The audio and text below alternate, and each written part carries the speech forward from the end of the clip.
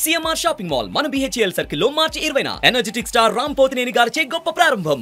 వంగా గీతను జనసేన పార్టీలోకి ఆహ్వానించారు ఆ పార్టీ అధినేత పవన్ కళ్యాణ్.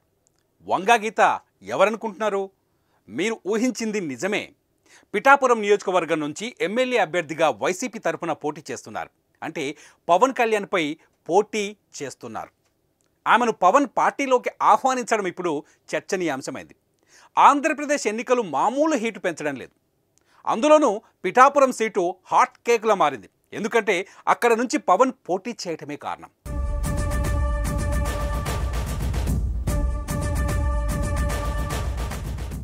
ఈ ఎన్నికల్లో పవన్ 1,00,000 మెజార్టీతో గెలుస్తారని అటు టీడీపీ ఇటు జనసేన శ్రేణులు చెబుతున్నాయి. అయితే పవన్ను గత ఎన్నికల్లో ఓడించినట్లు ఈ ఎన్నికల్లోనూ ఓడిస్తామని వైసీపీ కంకణం కట్టుకుంది. ఈ క్రమంలోనే కాకినాడ ఎంపీగా ఉన్న వంగా గీతను ఎమ్మెల్యే అభ్యర్థిగా బరిలోకి దింపారు వైసీపీ చీఫ్ జగన్. అయితే రీసెంట్గా వంగా గీత చేసిన కామెంట్స్ రాజకీయంగా కాకరేపాయి.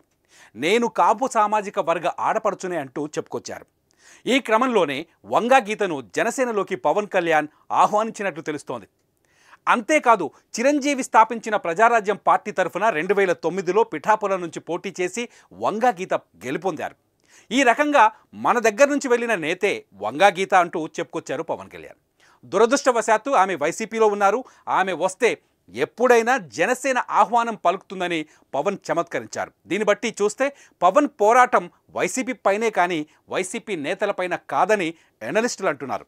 పిఠాపురం సీటును గెలవలేని ఉద్దేశంతో సోషల్ ఇంజనీరింగ్ స్ట్రాటజీతో వైసీపీ పావులు కదుపుతోంది. ఈ క్రమంలోనే పిఠాపురంలో అత్యధిక ఓట్లు ఉన్న కాపు సామాజిక వర్గానివే అంటూ అందులో భాగంగానే వంగా గీతను పోటీలో దింపినట్టు తెలుస్తోంది.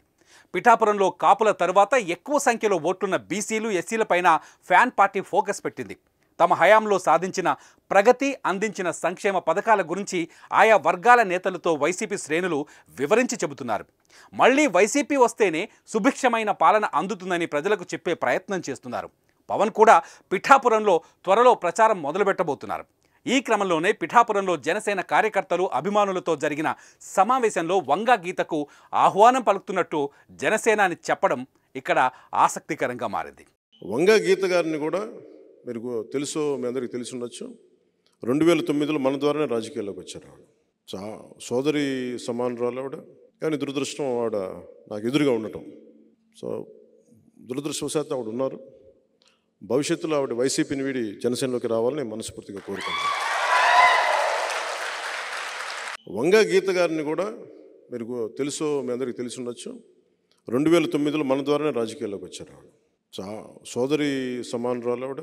కానీ దురదృష్టం ఆవిడ నాకు ఎదురుగా ఉండటం. సో దురదృష్టవశాత్తు ఆవిడ ఉన్నారు. భవిష్యత్తులో ఆవిడ వైసీపీని వీడి జనసేనలోకి రావాలని నేను మనస్ఫూర్తిగా కోరుకుంటాను.